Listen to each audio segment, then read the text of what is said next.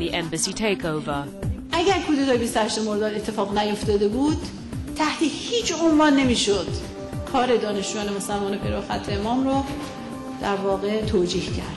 ولی چون یک چنین سوء سابقه تاریکی رو آمریکا یک چنین رد پای سیاهی رو به جا گذاشته، میشه گفت که دانشجویان یک چنین دغدغه‌ای، واهمه‌ای، ترسی داشتن و بله بر اساس اون شرایط اون زمانه به این ارزیابی رسیدن. یه ارزیابی محاسبه خیلی ظریف در یه مقطع زمانی خیلی کوتاه به این جنبندی رسیدن که باید این کارو بکنن. On the whole, the revolutionary movement and left-wing countries throughout the world tended to support the occupation, not the occupation per se, but that Iran had a good cause against US imperialism, so to speak.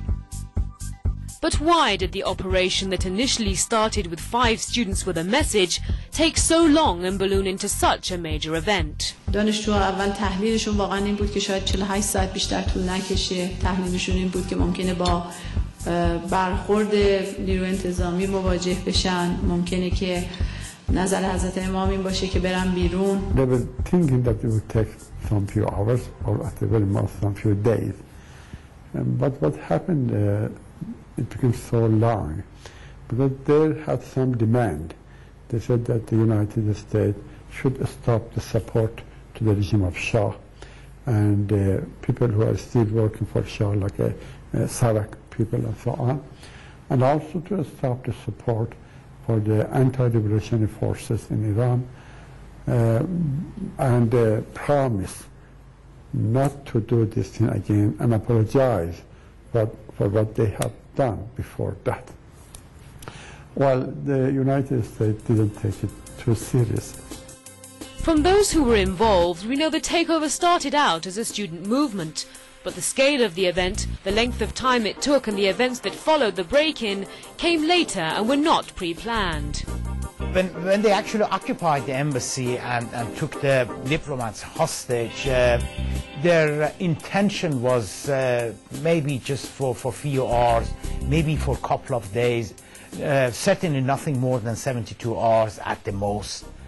And some of them were thinking that we might be detained by Revolutionary Guard or a member of the militia, etc., etc.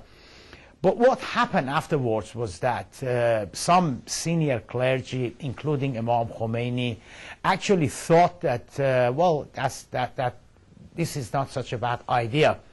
So I really don't think it was something that was carefully engineered by Iranian establishment, by Iranian leaders.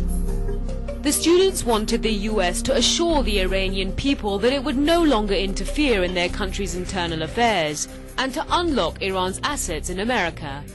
But the US rejected the demands and instead launched a rescue operation called Operation Eagle Claw. On April 24th, 6 of the 8 military helicopters sent for the operation arrived at an airstrip in the Great Salt Desert of eastern Iran near Tabas. But the helicopters never reached their destination and the mission never took place. As the helicopters repositioned themselves for refueling, a sandstorm descended. The helicopters lost control and crashed into each other, creating an inferno in the desert and killing all the troops aboard. Some believe the fear of US interference in Iran is well-founded and is proven by the coup d'etat of 1953.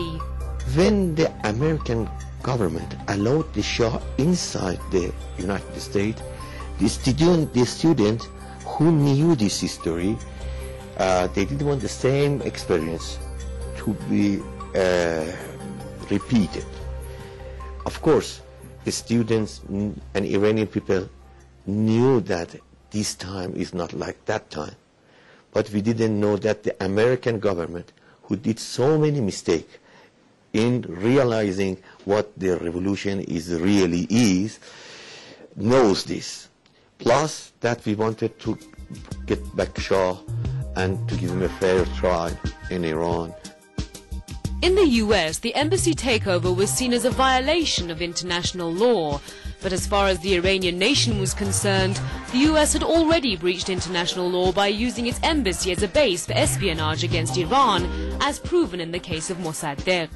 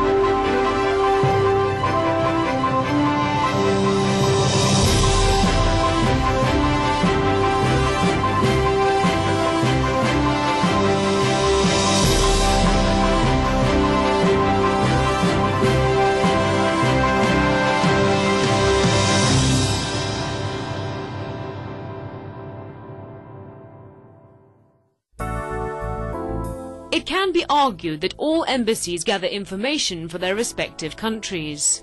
Before actually a student moved in, they had destroyed papers, documents, etc., etc. Now, some of them students were actually able later on to sort of put the bits and pieces together and as it were reconstruct the document. But going back through all the documents that actually came out of the embassy, I don't think you could seriously say that there were things that baffled and surprised and shocked the Iranians. I mean, in fact, sometimes one wonders of the degree of stupidity of some of the U.S. officials and intelligent officers who were actually working inside the embassy. But the question is, where does one draw the line between information gathering and interference in a sovereign country? They tried to destroy all the documents before they were captured. The diplomat in the embassy tried to destroy every document in the embassy, but somehow they could not do it completely. این اطلاعات تا زمانی که اطلاعات سری و محرمانه نباشه مسئله نداره، ولی از اون مرحله که اطلاعات وارد یه طبقه بندی میشه مشکل داره و از اون مرحله که اینا یه مقداری بیشتر از گرفتن اطلاعاته، یه دخالت هایی هم توش هست که اینا دیگه کاملا مشهود بود. حالا اتفاقاتی که داشت تو خیلی از مناطق حاشیه‌ای و خیلی از مناطق مثلا کردستان، ترکمن صحرا مرتب اونجا ما آشوب داشتیم. خیلی از اسناد بعدا نشون داد که این ارتباطات از طریق سفارت آمریکا شکل گرفته. یا مثلا یه سندی بود که من کاملا این سند رو به یاد دارم که مشخصات بسیار دقیق بیت امام رو یه نفر خیلی سطح بالا هم بودیه که اونجا دسترسی داشت و حضور داشت، مشخصات بسیار دقیق رو اومده و گفته بود. مثلا پنجره آشپزخونه به حال ورودی هم راه داره و مثلا 5 قدم که برید در ورودی به مثلا اتاق پشتیه. در این حد یه سند مثلا یه صفحه بود. خب این چه کاربردی برای یک سفارتخونه خارجی داره؟ I believe that the documents of this embassy, first it was the right of the Iranian people to know what is in it. The second is the right of the American people.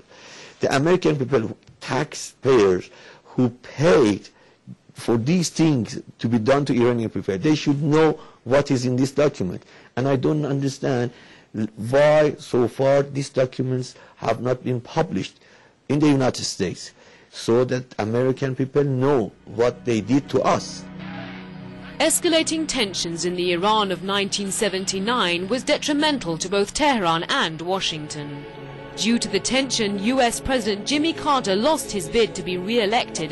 His ability to handle the situation was brought under question when he failed to bring the crisis to a speedy end that would not damage the United States' image as it did.